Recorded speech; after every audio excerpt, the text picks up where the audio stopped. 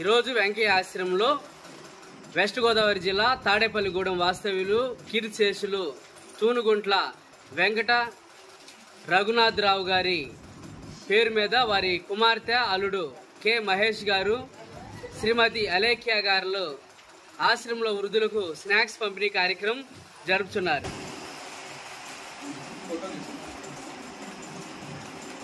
ఇది చూడండి సార్ ఒకసారి. Then we